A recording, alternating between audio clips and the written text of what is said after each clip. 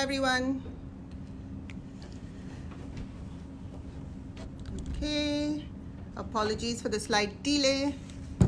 It was me trying to fiddle around with a different phone. So I had to borrow my husband's phone because he's got an iPhone, and I needed the mirror image of Facebook Live typically switched off because I'm an Android user. And on Android, unfortunately on Facebook Live, you get to see the mirror image. And because I've got a whiteboard here and stuff like that, I just wanted to make sure that you can see the right way around. So welcome, this is Nimgolkar and you are watching my creative writing workshop. I hope you're as excited as I am. And hopefully the audio is clear. If there's any issues with the audio, please let me know ASAP so that you don't miss out on any of the stuff that I will be teaching you today. Okay. So for those of you who don't know me and you're wondering why I am teaching creative writing, I'm an author, a published author. I've written and published 3 books. The first one was Diary of an Immigrant Bride, which is a love story, it's a fiction. And the second one was Unlock the Real You, which is a non-fiction. And the third one was, which is The Baby, and launched just in December last year, is A Little Wiser, A Little Happier, which is again a self-help motivational kind of book. All right, so what I need to do, just some house rules before we get started. You're more than welcome to ask me any questions during the workshop. Please make sure that you limit the questions to the topic that is being discussed at the moment so that we avoid going off track. And I will be taking regular pauses in the next 1 hour to make sure I go through any questions that have been asked. Now, what I'd like all of you to please do is just say hi. I am so-and-so from, and the city that you're logging in. For example, if it was me, I would say, hi, I'm Nim from Sydney. So can you quickly please just write, if you're logging in from your parents' phone and their Facebook Live, it'll probably show your parents' name. But if it's you, just write your name and say, hi, I'm so-and-so from such and such city. So that'll help me out a great deal. Okay. Parul says, my son Tanush has joined. Welcome, Tanush. Deepti has said, hi, Nim, can hear you clearly. Thank you so much. Rashmi, hi, good to see you, Nim. Yes, all good. My son and me are so much excited for this workshop. Fabulous. I'm excited too. Mitu, hi. Mitu and Meghna from Sydney. Welcome. Chandni from Sydney. Welcome, Chandni. Manali from Sydney. Hi. Hi everyone, good to see you all. Ketki Tyagi, I'm Ketki from Canberra. Fabulous. Thank you so much everyone for joining in. We're going to have a lot of fun today. So I know it did not quite start on the dot of 12:30 because of technical issues that I was facing. But I promise to make up that lost time, and we will cover an entire hour's worth of content today. So I am really excited. Now with creative writing, the first thing I want to start with, I really don't want to do a deep dive just yet because I know a lot of people are still sort of logging in, so I don't want them to miss out on the key concepts. The first thing I want to talk about is writer's block. Now I'm going to encourage you all to write comments, or if I've asked you questions, I hope you have a notebook and pen handy, everyone, because I'm going to be doing some exercises. I'll write some of it on the whiteboard, which is just here. That's my whiteboard. But when I write stuff on the whiteboard, I'm hoping that you will be able to write that on your notebook, okay? So just make sure, if it's your child who's actually logged in, just make sure that they have a pen and paper ready so that they can do all that stuff that I'm going to be going through. All right, now, I'm sure a lot of you have heard of writer's block. Now, writer's block is when a person is unable to think of what to write, where to start writing, what to write about, when they're faced with a blank page or when they're faced with a blinking cursor on the laptop. Now, it's not just children who freeze when they look at a blank page. Unfortunately, adult writers also face writer's block. So basically, you open a fresh new page or you open Microsoft Word on your laptop and there's that cursor, and then you write title or you write the date or you put in some images, and that's it. It's freeze point. Nothing comes to mind. Okay, so that is writer's block, and unfortunately it is a very dangerous thing. It has stopped many a budding writer from proceeding and doing anything worthwhile with their writing because of writer's block. Personally, I am not a big believer in writer's block because I'm going to tell you one big secret why so many people are suffering from writer's block. The reason you suffer from writer's block is because you are expecting perfection from word get-go. So you start writing and you are expecting all the words and sentences that you're writing to be fabulous and engaging and amazing. One little secret of mine is I write on a daily basis, and the first thing I write is a load of rubbish. Okay, it's crap, it's terrible, no one should read it. But I have given myself permission to write the lousy stuff, the terrible stuff, because only once I've written and warmed up for about 20-30 minutes that the real stuff starts happening. With students, what happens is one fine day we arrive at the examination hall, we get the paper and we get the topic for the creative writing piece, and we're expected, because the time is ticking, we're expected to start writing and the brain just freezes. Now that is because the writing muscles have not warmed up. It's a bit like physical exercise when you go to the gym. You wake up in the morning, right, and you've got to warm up your muscles. So you do a few light stretches, deep breathing, and then you start with the rigorous and the vigorous stuff, whether it's the treadmill or whatever else it may be, or you go for a jog. Similarly, writing muscles can get rusty, and unfortunately a lot of students only pick up their pen when they have to write an exam piece, right? And then the brain freezes because for the weeks and months that lead up to a project where they've got to write a creative piece, they have not warmed up their writing muscles. So what I suggest you do on a daily basis is do a bit of free writing first thing in the morning. What is free writing? Free writing is you take a pen, you take a piece of paper, and you just start writing about anything under the sun, any topic. It doesn't have to make grammatical sense. It does not have to make any sense. The sentence structure, don't worry about it. Just write without stopping. Okay? Write continuously for 3 to 5 minutes and don't stop to edit. Keep writing, keep writing, keep writing, and it'll be a load of rubbish that you write. None of it will make sense. But trust me, that's the best way to get your creative writing muscles going. Okay? So, and the third thing I want to, so first is don't edit when you're doing your free writing. Secondly, give yourself permission to write a lot of rubbish because that's the only way the real gems are going to appear. And the third thing is I hope each and every one of you is reading a lot. Okay? If you're wondering how your child can become a better writer and they're not reading a lot of books, trust me, there's no way they can become an effective writer. So the first step for every good writer is to read a lot. Personally, I read every single day. I don't try to read 1 hour at a time. I just sort of snatch pockets of time. So wherever I get 10 minutes here and there or 5 minutes, I make sure I catch up on my reading.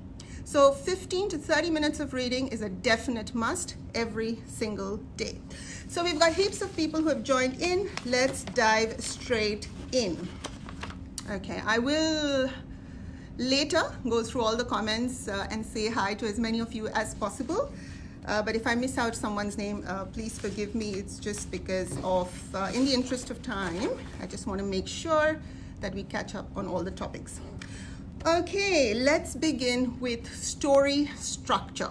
Okay, when I'm talking about creative writing, I'm hoping that each of you will eventually be able to write a little story of your own or just a little creative piece, right? No one's expecting you to write a novel or something super long, but even if you write a piece eventually with the techniques I'm going to teach you today, even if you write a piece of say 500 words or 1,000 words, that's something that's going to help you really develop how you write. So let's start with story structure, and I'm going to keep it as simple as possible so that all the varying age groups can understand what I'm talking about.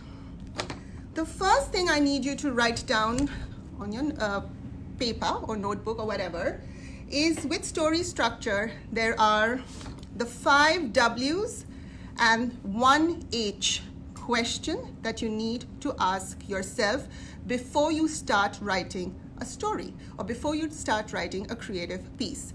So can someone tell me what are the 5 W questions and the 1 H question that you need to ask before you start writing a story? I'll just write that on the board.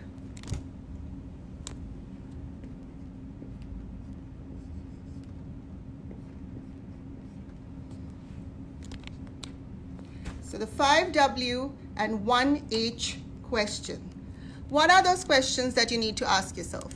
Who can tell me? Oops, this whole mirror image thing is a little bit confusing for me. Manasi got there quicker than everyone else, and everyone else is joining in. So Manasi says who, what, why, when, where, and how. Fabulous, fabulous. Good to see everyone's interacting and that's how you're going to start warming up your writing muscles. So that is great. Okay, so I am going to use a fairy tale example to show you how to actually start writing a story. So many times for students, they are given either a picture and they've got to base a story on that, or they're given a writing prompt, the first sentence, and they're expected to write a 500-word story, which can be pretty daunting. Okay, so the best way to imagine a story and start writing one is to start with the 5 W and 1 H question. So the 5 W questions, like all of you have so wonderfully said, is who, what, where, when, why, and then the H is how. Okay, so let's see, how many of you have heard of the fairy tale Goldilocks and the 3 Bears? Now, that was one of my favorite fairy tales when I was growing up, and honestly, even today, if I do find the odd fairy tale book lying around the house, it does give me a lot of joy to read those books. So for the purpose of today's exercise, I'm going to use the story of Goldilocks and the 3 Bears to see how you actually structure a story. Okay, so let's say you want to write a story and you don't quite know what it's all going to be about. Okay, your mind is a complete blank. So what you do is, okay, let's just move it here. So on your page, just draw a little circle in the center and write story. Oh, not a very good marker. So write story. Why are my markers not working? Okay, so then you write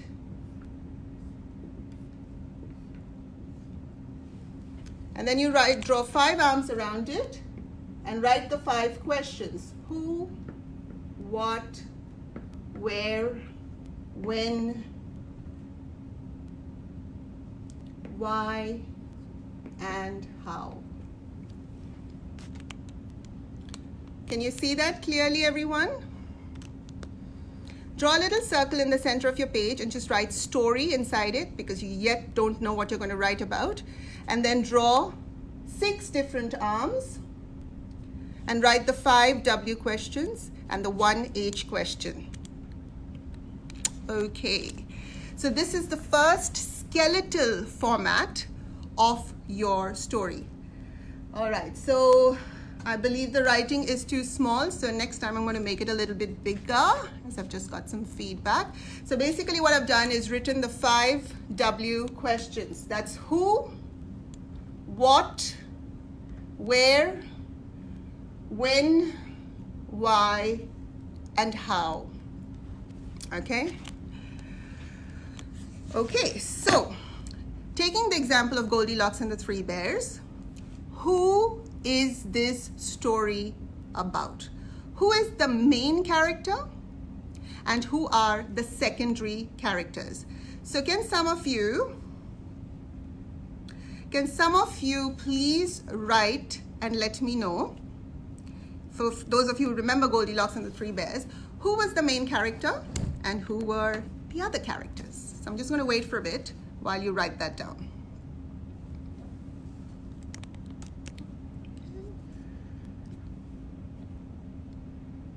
Who was the main character in Goldilocks and the Three Bears, and who were the secondary characters?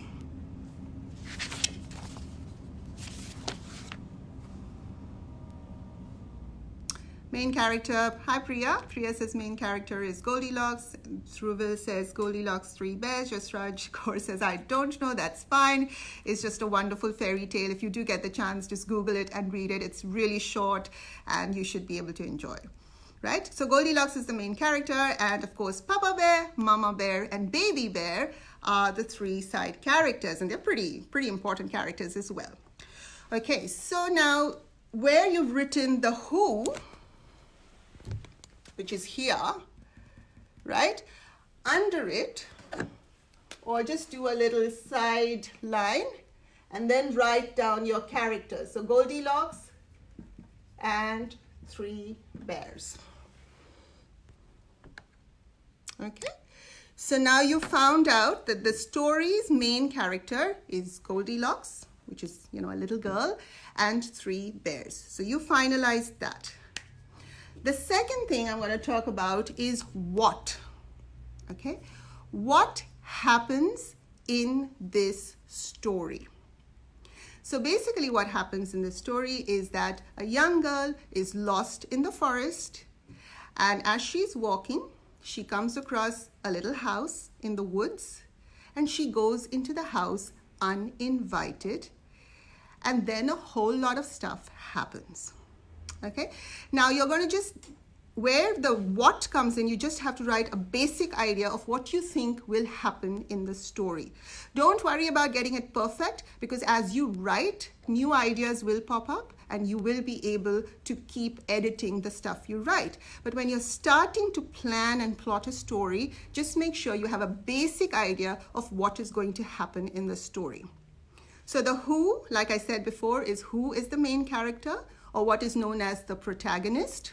Who are the other characters? So this could be the antagonist, which is basically the person or the element that's against the main hero or the main heroine. And who are the other characters, right? So that's what you need to know. Okay, Evneet says, what did you say? Speak louder. Is audio a problem for everyone, or can most of you hear me clearly? I'm just going to wait for a bit. Can you all hear me clearly, or is it just when I turn to write on the board that you're not able to hear me clearly? So Jasraj, you're saying, yes, you can hear me clearly, and Evneet is saying, no, you can't hear me clearly. Have I read you right? Priya says, no, I can hear you. Audio is great, says Dipali. Fabulous. So if most of you can hear me, I am just hoping that it's an individual setting that may be an issue. But if it is a problem for everyone, then of course we'll have to fix it. Thanks, Manasi. Manasi says we can hear you, and Rashmi says we can hear, and Avi says yes, clearly. Fabulous. Okay, so we figured out who the story is about, what it is about, and then we're talking about where. Okay, so when you come to where, with Goldilocks, of course, the where is actually in the forest. So the house of the Three Bears is in a forest, and that's where your story is taking place. So what do? You go back to your mind map, which is what we were doing earlier, and you write under where, you write where your story is going to take place.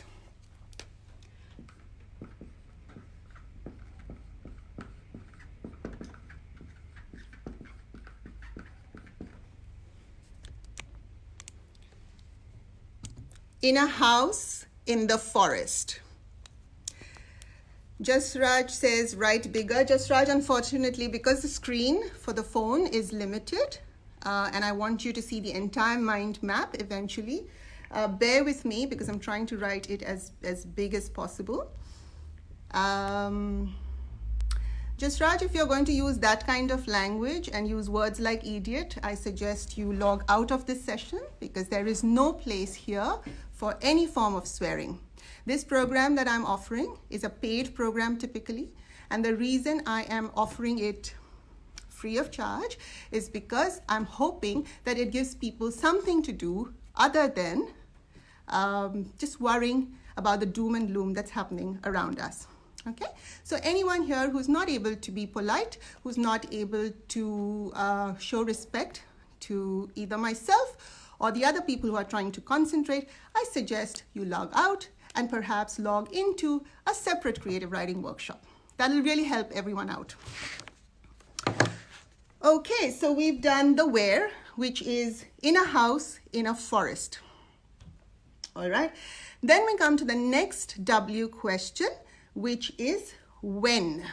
Okay, so you've got to ask yourself, when is your story taking place? So basically for Goldilocks, let's just say it was on a warm summer day when Goldilocks is walking and gets lost. Okay, so that is the when. The next W question is why. So why is Goldilocks, first of all, in the three bears' home? The reason she's in the home is because she is lost, right? She's sort of walking in the forest, she's lost, and now she wants to find out what is this house that she's come across, and so she goes in. She's trespassing, she's going in without permission, but that's the why of your story. Okay, and the last question is how. How do all the things, the problems arise? So when you're starting a story, you might not know the exact details of the how, but you might have a general idea. So in the case of Goldilocks and the Three Bears, you might say something like, how do the things unfold? You can say she goes into the house and she notices 3 different bowls of porridge and she tries to taste each one. She finds one too hot, one too cold, and one just right. Okay, so how do these things unfold? How is actually the most difficult of the 6 questions. Even established writers struggle sometimes with the how. So don't worry if you don't get an answer to the how straight away. You will as you start writing. So general idea you need to have about how do things unfold. And that will help you keep writing. Okay, so that is the basic story structure that I need you to remember. Any questions so far? Evneet says, can you write everything on the board? Yes, I can. Just bear a moment. So let's say when.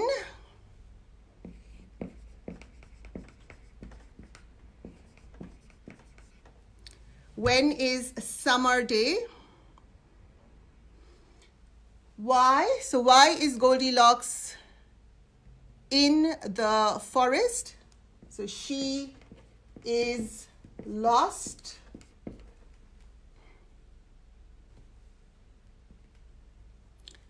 And how do things unfold? Let's just say she finds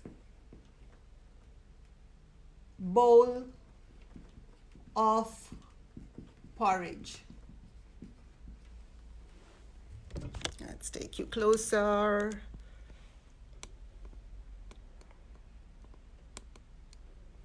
Okay, how is basically just what is the stuff that's happening? How are the things unfolding in the story? Okay, so Rashmi has asked, thank you for the 5W and 1H. Can we talk more about the H, please? Rashmi, if we have time at the end of the workshop, definitely. But if I start focusing on just, 1 or 2 aspects, and we're not going to be able to cover all the concepts in the remaining few minutes, right? So for the moment, I'm just going to go past. So basically, when you're writing a story, just remember, and you're completely blank and you don't know what to write or how to get started, the best way is to actually start writing a mind map. Okay, a mind map. So you write your, in the center, just write the word story, and then create 6 different arms like we did here.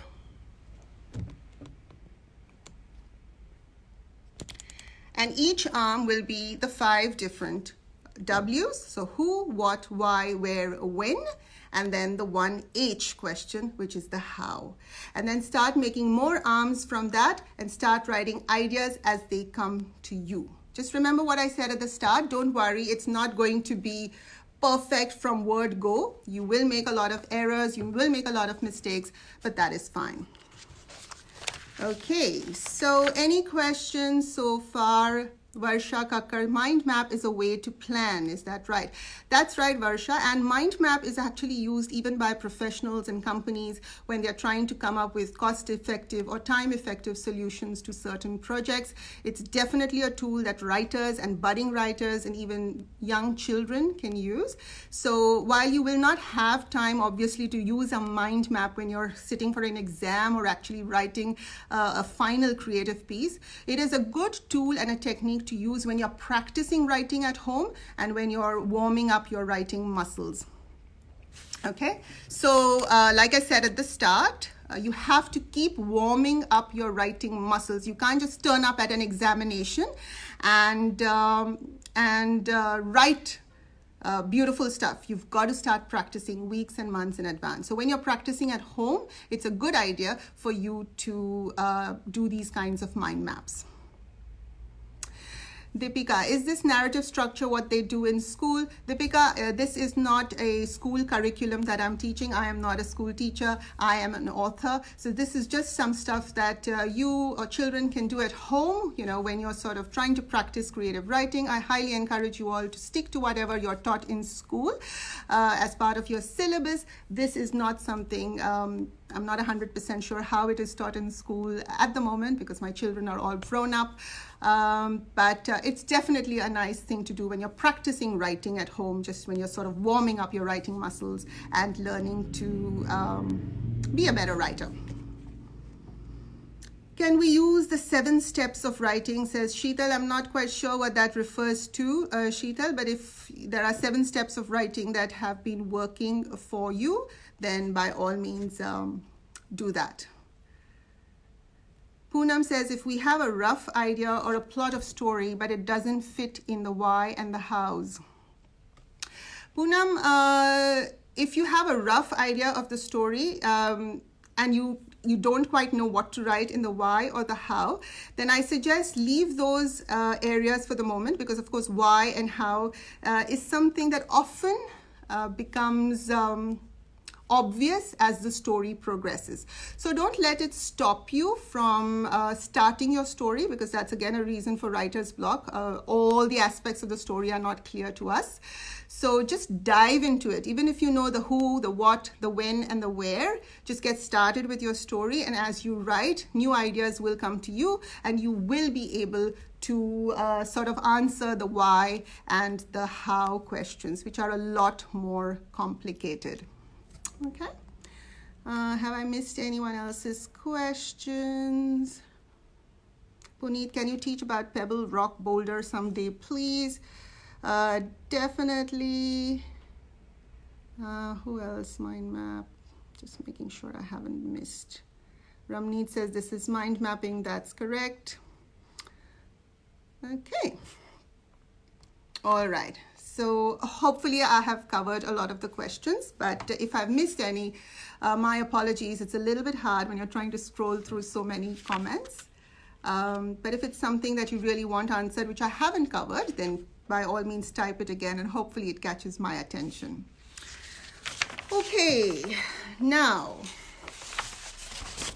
the next important thing that I want to talk about,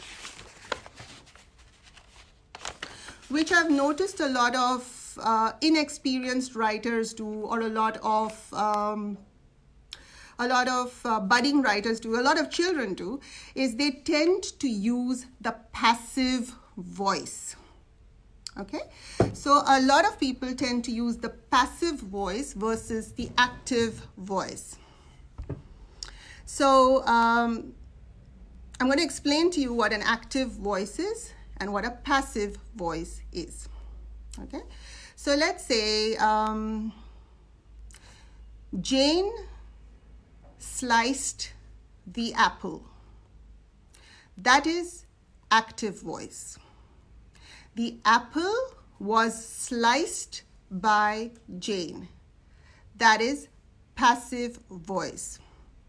Have you seen the difference? Jane sliced the apple. So the format that is being used is the subject, and then the verb, and then the object, right? So Jane is the subject, sliced is the verb, the apple is the object.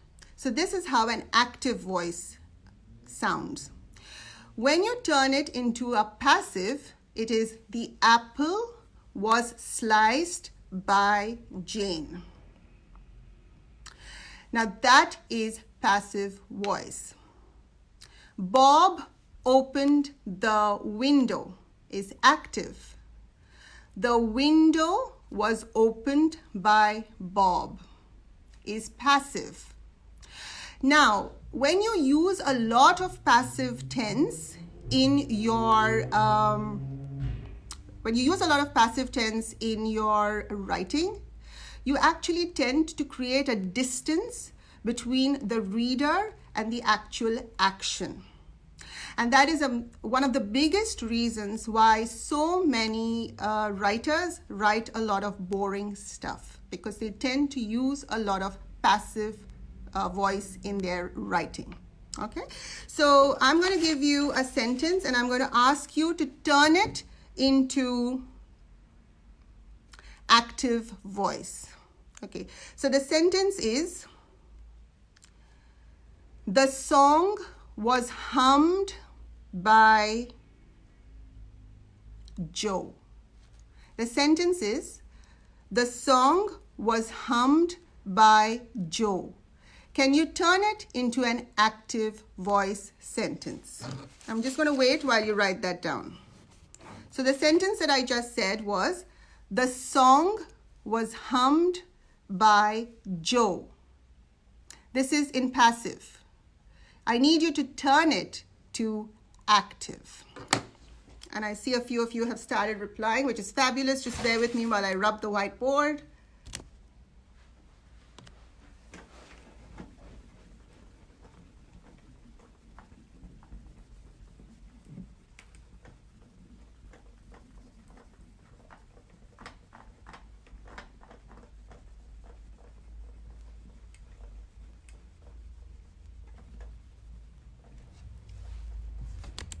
Joe hummed the song, Joe hummed the song. Fabulous. So now you all know the difference between an active voice and a passive voice, right? All of you are correct. So that is how you convert a passive voice sentence into an active voice. Now let me give you the opposite. I'm going to tell you a sentence and I need you to turn it into a passive, I need you to turn it into a passive voice sentence. Okay, let me write this down.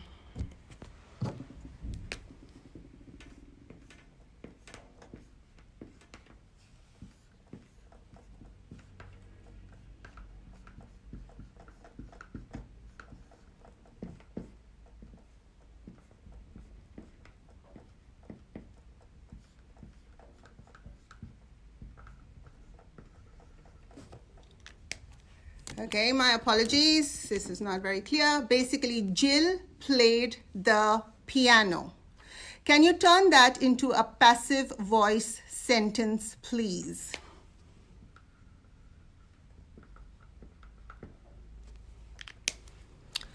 Jill played the piano. Can you convert that into a passive voice sentence?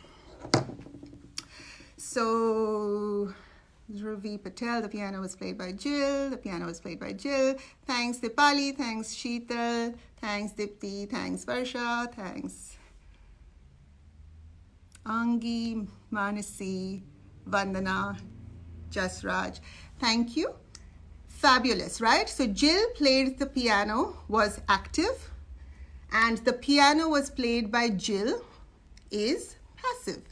Right? So when you're next writing a creative piece, the more passive voice that you use, you're just going to create longer, clunkier sentences, which are going to be difficult for your readers to understand and connect with.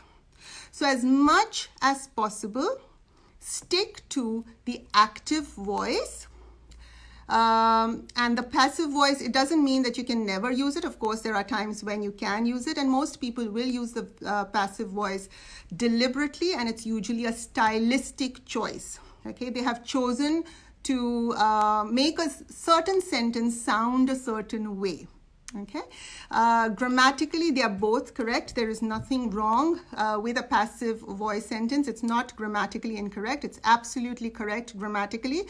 The only problem with a passive voice is that it just makes your sentence longer unnecessarily, and it creates more distance between the reader and the actual action that you are describing in your story. Okay. So next time you're sort of reading through your child's writing, or you're just going through your own writing and editing, just find out sentences where you're actually using a lot of passive voice stuff, right? So for example, Jill played the piano. Jill is the subject, played is the verb, the piano the object. So that is a standard structure for active voice, and use that as much as possible. Okay, now how are we tracking for time? It's 1:15, so we've got another 15 minutes plus an extra 5-10 minutes, because I did start 5 or 10 minutes late, so I just want to make sure you don't miss out on the stuff that I had planned. Okay, another thing I've noticed when I read creative pieces is a lot of adverbs. Can someone tell me what an adverb is? Who here knows what an adverb is? A-D-V-E-R-B.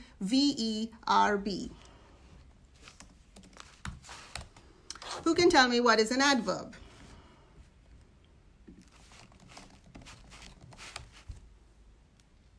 Anyone?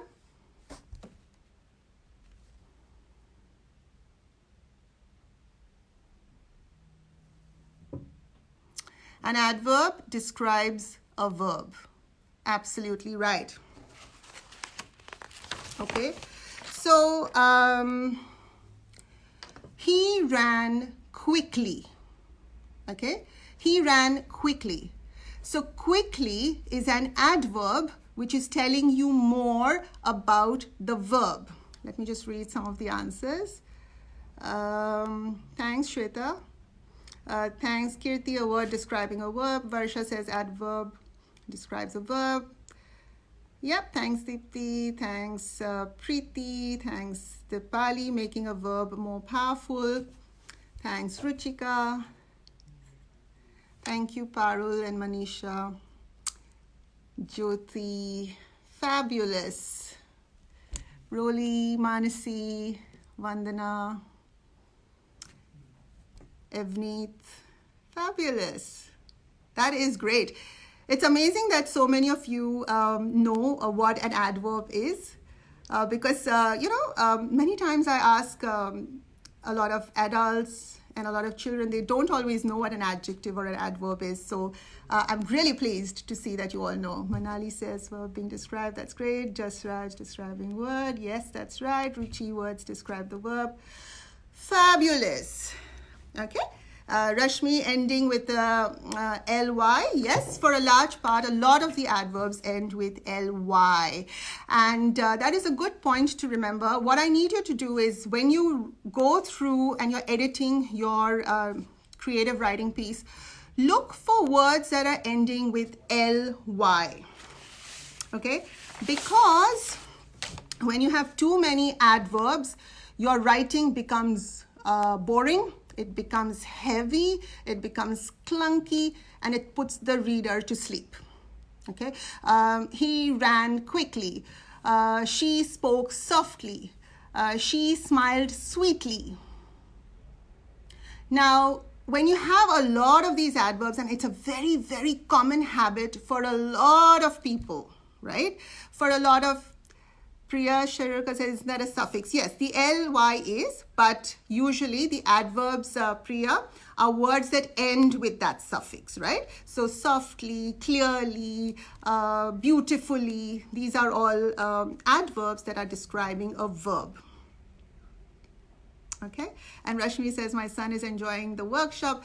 That's great to hear, Rashmi. Always nice to hear that people are enjoying what you're offering. So that's a good thing. Thank you for letting me know. Okay, so instead of writing she ran quickly, the reason you need to write that word quickly is because the actual verb ran is quite weak. Because ran is a weak verb that doesn't really tell you a lot, you have to write quickly after it to let the reader know that there was speed and urgency that was involved in the actual act of running. But how about instead of saying she ran quickly, you simply said she scampered across the field, or the horse bolted across the farm, right? Instead of the horse ran quickly across the farm, instead use a stronger verb. The horse bolted across the farm, or the horse galloped across the farm. Okay? So instead of using adverbs that are ending in ly, just try to replace the two words. So instead of ran quickly, just try to replace it with a stronger verb. Okay, so I'm going to give you a little exercise. I'm going to give you some words, and I want you to write a slightly stronger word instead of the word I'm going to suggest. Okay, just bear with me while I find this. Okay. Now, these are not necessarily going to be adverbs. These are just going to be, some of them might be adverbs and some of them might be general words. But I just want you to write slightly stronger words for them. Instead of looked, okay, he looked around him, or he looked at the object. What are some other words you can use in your story instead of looked? So can you write that for me, please? What are some nicer words you can use instead of writing looked? L-O-O-K-E-D. Rashmi says gazed. Evneet says stared. Vandana says glanced. Jasraj says stared. Parul, he glanced. Evneet glared. Ramneet says efforts should be appreciated. Thank you, Ramneet. Manisha says scanned, gazed. Smita says glanced. Roli says gazed. Priya says gazed. Manisha says gazed as well. That's fabulous, yeah? Puneet says peered and glanced. Smita, hi, glanced. Great. So you all have got an idea of what to say instead of the usual boring words like looked. Let's give you another example. Let's say typically a lot of people said he said, she said, they said. Can you give me a stronger word instead of said? What else can we say instead of the word said?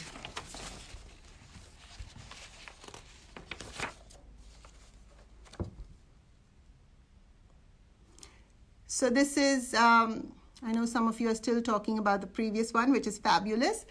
Thank you. Dipti says spied. That's great. Okay, so the comments are still coming in for the saw, which is great. Now the next question I'm asking you is, instead of said, S-A-I-D, he said, she said, what are some other words we can use? Vandana says exclaimed, fabulous. Neha, pronounced, smoke. Deepti, spoke, mumbled, shouted. Mittu, remarked, exclaimed. Great. Sheetal says shouted. Guneet says emphasized. Emneet says cried and giggled. And Manisha says uttered. Puneet says whispered, exclaimed. Sheetal says screamed. Smita says exclaimed.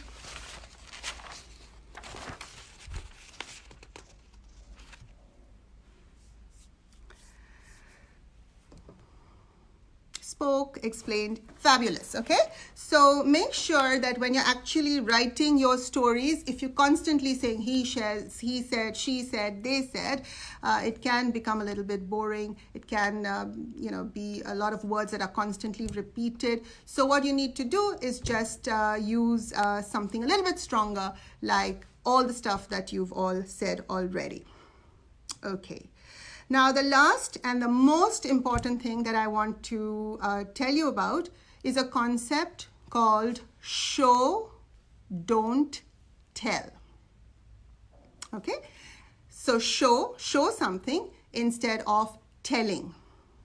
Now, one of the biggest mistakes a lot of writers do is they actually tell you what the character is experiencing or what the character is feeling instead of actually showing it to you, right? So the really established writers have learned how to show an emotion, how to show what the character is feeling, or how to show personality traits of the character instead of actually telling the reader. So let me give you a very simple example. Let's talk about anger. Okay, now let's say your main character is a boy called Tom. Okay, and then you write in your story, Tom was very angry that day. Okay, so you say Tom was very angry and then you move on to the next point, because according to you, you've explained to your reader that your main character was angry, right? This is actually telling. You're telling your reader that your character was angry. I want you to learn how to show your reader that your character was angry. So instead of saying Tom was angry, I'm going to read out how I would have written it, right? Tom narrowed his eyes and pursed his lips as he stared at the enemy. He clenched his fists and took short, sharp breaths. Exactly how you would act and behave, perhaps, when you were angry. See, when you're experiencing an emotion, there is body language that is happening. You're sending out non-verbal cues.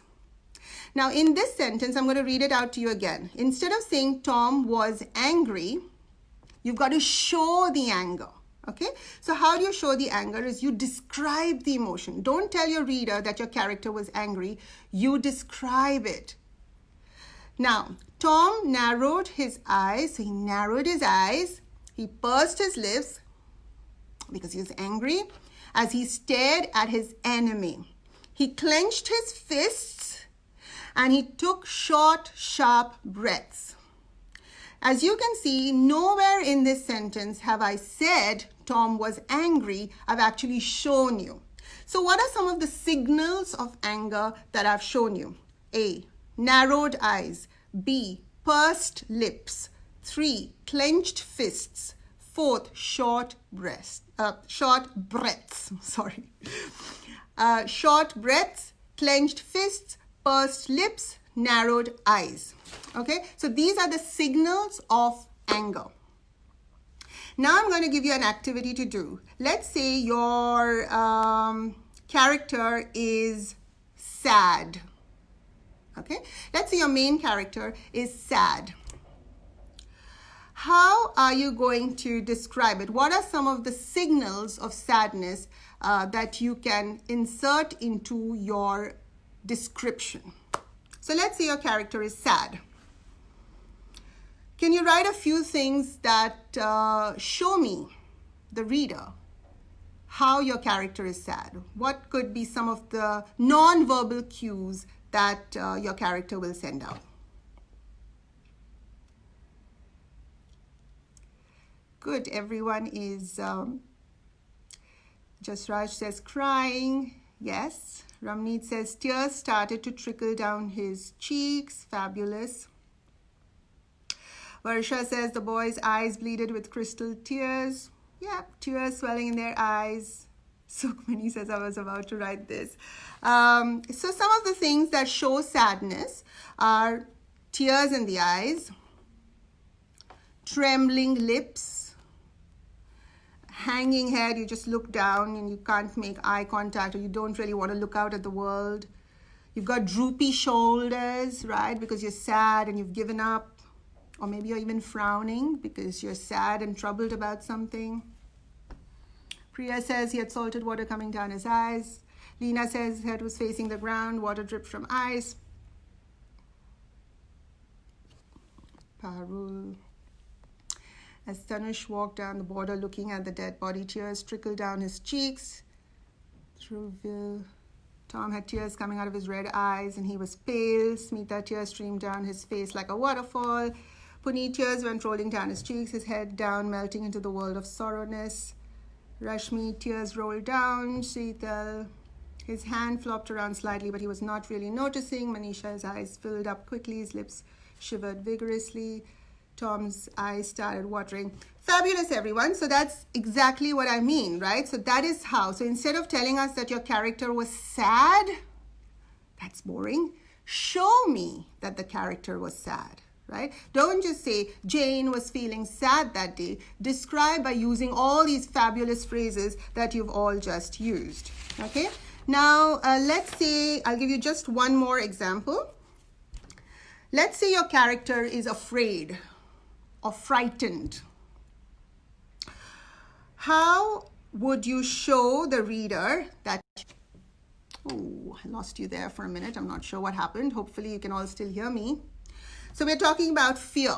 Okay, let's say your main character is really, really afraid and something dangerous is about to happen. How do you show me fear? How do you show that your character is afraid?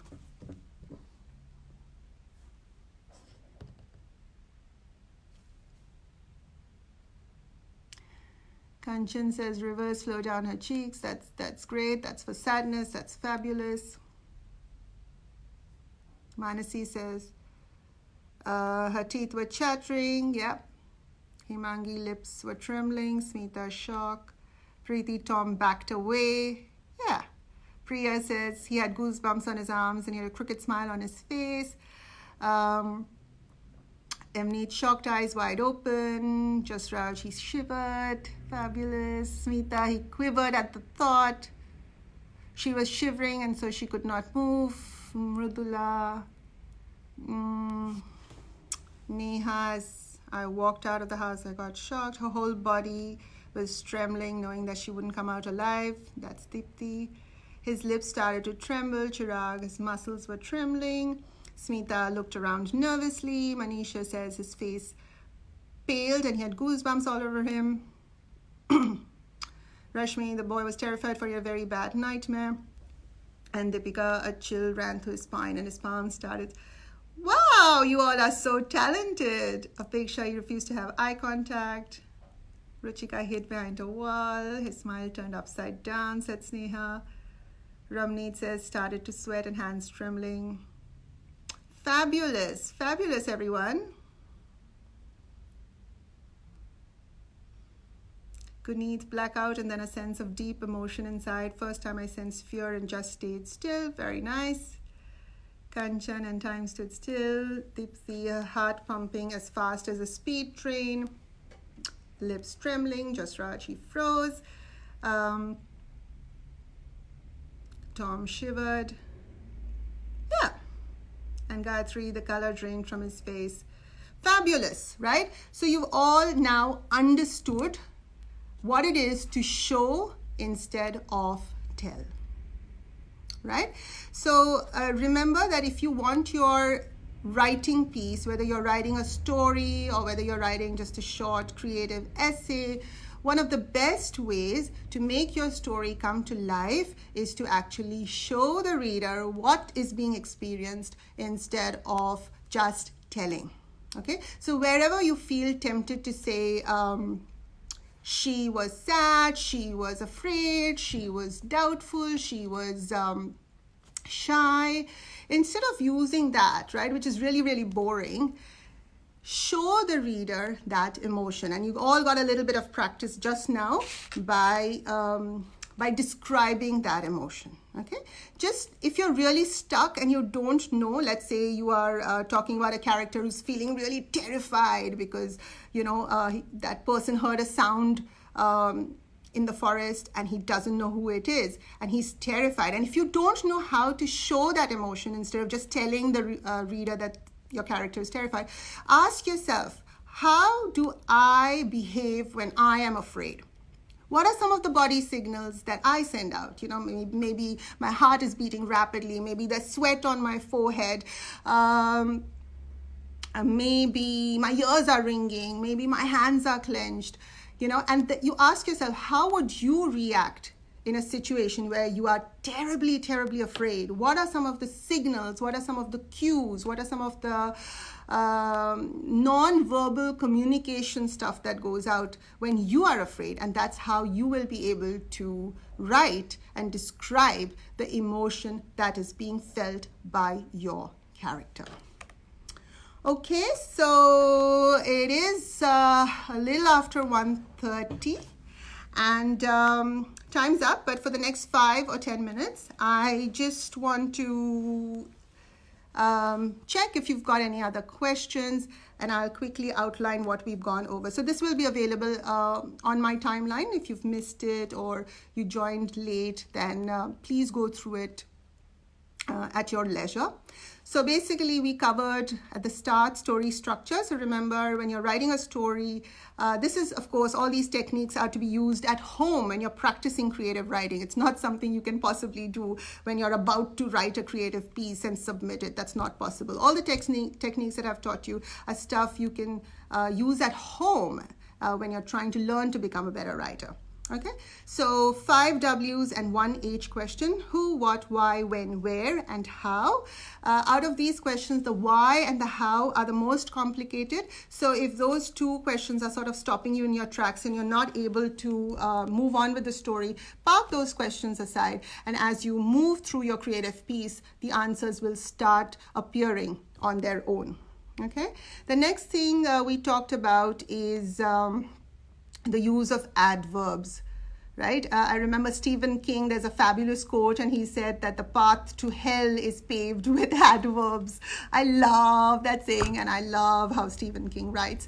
So it is absolutely true. If you use too many adverbs in your creative piece, it's just going to make it clunky. It's just going to make it heavy.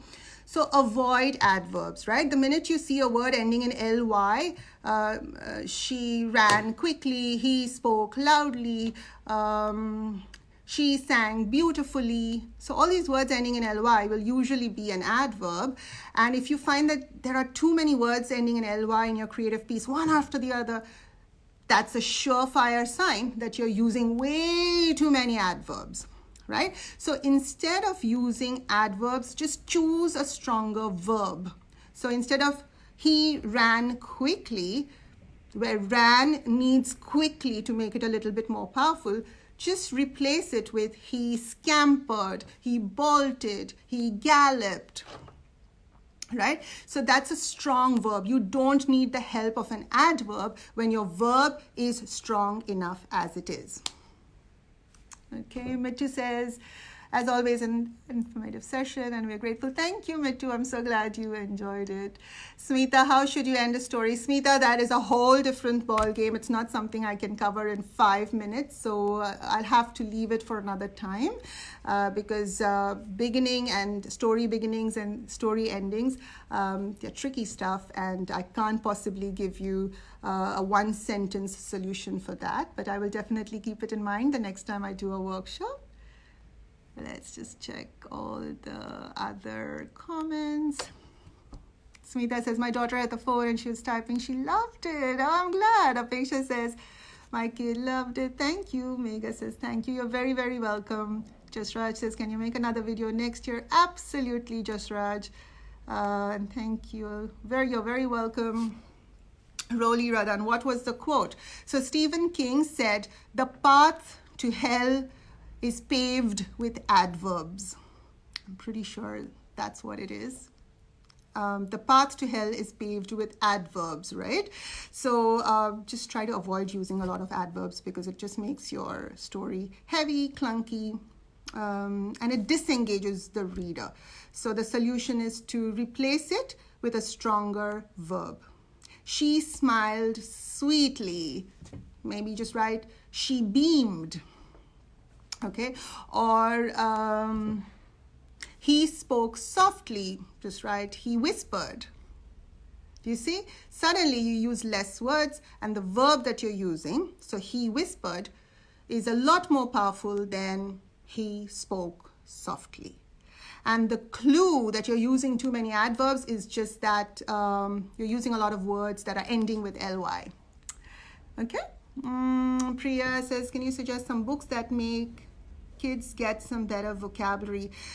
Priya, whatever books your children are reading, what I suggest, and this is what I have always encouraged my children to do, and something even I practice today as a published author, is whenever I'm reading a book, whenever I'm reading the newspaper, whenever I'm listening to the news, whenever I come across a new and an interesting word, I will make a note of it in my journal. I will look up the meaning, and then I will try and use that word in the next 3 to 4 days. The only way your vocabulary can expand is when you start using the words you learn. Because if you only start making a list of words, that is information. It becomes knowledge only when you start using it. So whatever books your children are reading at the moment, just make sure that if they come across a word that is new, something they've never heard of, even when they're reading the newspaper or whatever it may be, just get them to write that word down in a notebook, look up the meaning, and then try and use that word as much as possible, because there's no magic way for you to expand your vocabulary. The only way you can do it is by learning new words and actually using them. Because when you use them, they magically get stuck in your mind and they become part of your everyday vocabulary. Hemangi says, thanks, Nim, my 8-year-old. Really enjoyed it. Very helpful. Thank you, Hemangi. Glad to hear that. Puneet says, my heart is filled with gratitude. Thanks for such an inspirational, creative session. You're very welcome, Puneet. Just Raj says, my son loved it. Thank you, Just Raj. Apeksha says, very informative, very grateful. Thank you. Thank you. Dipti, thank you. It was a wonderful workshop. Nyanada says, I really like listening to you. Thank you. Rashmi, indeed, creative and interactive. Thank you for this. You're very welcome. Vitu says, thank you so much for your valuable time, dear. Fabulous. Okay. Love you all. Quickly before I go, if you've enjoyed this session and you would like to be updated with any other future free workshops I might be doing, or if you'd like to know about any new books that I might be publishing, then please go to my website and subscribe to my fortnightly newsletter. So the website is www.nimholkar.com. Okay, and just subscribe to it, so that way every 2 weeks or every 4 weeks you'll get some motivational tips from me. You'll get a newsletter with a lot of fun stuff that I'm planning, and that way you will not miss out on any of the stuff that I've got planned for you. Love you all. Hopefully you've all enjoyed it. Have a fabulous weekend. Oh, by the way, you'll see me again tomorrow because I'm doing a Facebook Live about fear of the unknown. So tomorrow at 4 o'clock Sydney time, I am going to be talking about just strategies we can all use, simple strategies and simple techniques we can use to sort of deal with the gloom and doom that we're battling with at the moment because of the pandemic. So just something bright and cheerful, hopefully to lift your spirits and make you feel a little bit more positive about life in general. Okie dokie, I've got to run now. I'm a bit hungry. I haven't had a big breakfast, so it's time for lunch. Enjoy the rest of your weekend and see you tomorrow, 4 p.m. Sydney time for Fear of the Unknown. Take care. Bye for now. Love you all.